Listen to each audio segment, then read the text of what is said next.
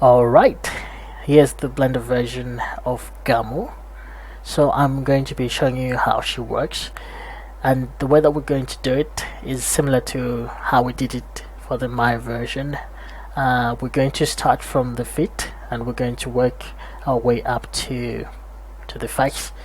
So let's get started. Firstly, let me just hide the dress. Let me go into object mode. I just want to hide the dress because it's not rigged. As I stated, it's meant to be simulated after you are done with the animation. So let's get it out of the way. Let's go back to pause mode. Let me just bring out our tools right here. Okay, we're good to go. So we have this global control right here. So this one, you can use it to scale the character up and down. Right, if you want to scale the character, you can make use of this control. We also have this one, which you can use to move your character to whatever position you want to put it in your animation scene. Then we have the feet right here, and we've got these options. Another one of the cool options that I love about this rig is that is the FK to IK snapping. So we've got our legs right here, and we can, if we move them like here and we want to snap to FK, we can use this little button here. If you press it, see, it has snapped to FK, and you can then start animating using the FK controls. So we're just going to snap back to IK. Now it's back in IK. You see those FK controls are gone. So it's a really powerful tool that you can use when you're animating. So let's undo this, go back to the default position. We also have knee pinning. You can pin the knee. If you select this paw target right here, we have the option for knee pinning. By default it's off, so if you put it to 1 and you try to move your IK leg, you can see that now the knee is pinned in position. Let's turn it off. This curve right here, let me just zoom in like this. It's for the foot roll. If you want to do this, you can use these curves for that movement. And then these fellows at the back, they are responsible for this movement. Okay. Also the curves. Yes, we also have curves for the legs. If you select this paw target, we have born customs properties. You can switch on curve controls using this. So we have these curve controls for the thighs, this one for the knee, and these ones for the shin. So let's turn those off. Curve control, zero this out. Okay, moving up, we have our hips. We've got our hips right here. Then we've got this body mover here. Then we've got our spine here, our spine controls. Okay. Also, if you select this one, you can turn on some curve controls for the spine right here.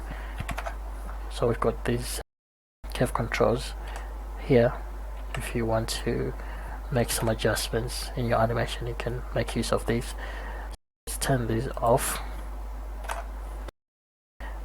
So we have some jigglers for the breast, similar to the ones that we had in Maya. The thing about this rig is I try to make it as identical as possible to the Maya rig. So these are the jigglers for the breast. Then we have this one, the chest bone. Then we have the shoulders.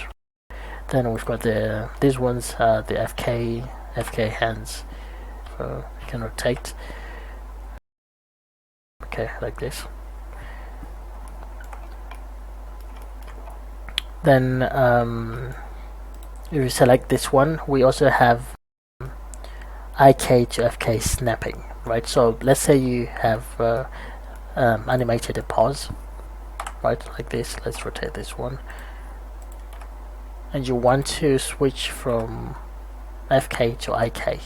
So we've got a snap IK to FK right here. So if you just click on this button, see, now you are using FK. Like, I really love this IK to FK snapping. It's really useful when you're animating.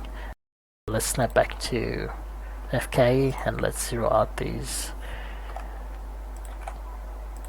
motions, right? We're back to the default. Okay. Also we have curve controls for the bendy bonds. So if we select this one, we can turn on the curves.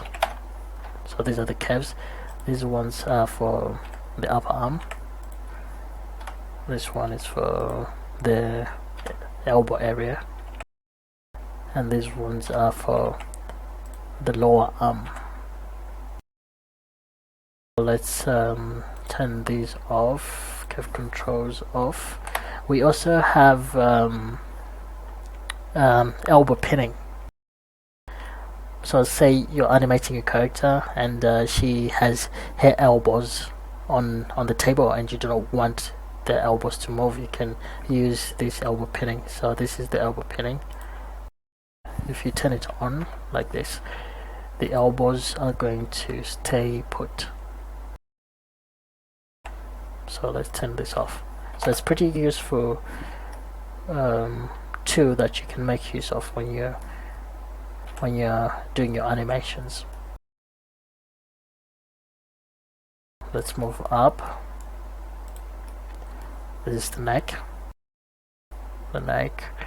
and then the jaw. Let's zoom in. This one is for opening the mouth, the jaw control.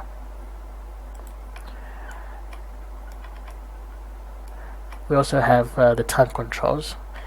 If we select this smiley face, it also brings out some options. We can turn on the teeth controls, the tongue control is already on, or the squash and stretch. First of all, let's just take a look at the tongue control. If you want to, manipulate the tongue, you can do so using these controls and pause it however you want. Let's zero this out. Okay, so that's the tongue control. We also have the teeth control. Let's turn on the teeth control. Okay, this is the teeth control. You can use it to move the teeth however you want when you are doing your animations. This one is for the bottom teeth, so you can use it to move or scale the teeth when you're animating. Let's close the mouth. Also, if you were available when I was demonstrating the Maya version of Gamu, I did mention that I was in love with this control, so I decided to add it for the blended version of Gamu. So this is the mouth mover, like it moves the whole mouth. Yeah, it's something that you have a lot of fun using when you are doing your own animations. Also, another thing that I love to do is to pinch the mouth corners, right? So you can make use of these controls here to pinch those mouth corners when you're doing your lip sync or doing some facial expressions with your characters. Right, you can make use of these controls to really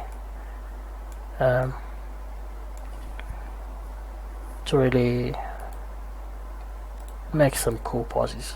That's best clip, like this. Okay, let's zero this out. Alt G, Tara. Okay, cool. Moving up, we have some cheek puffs.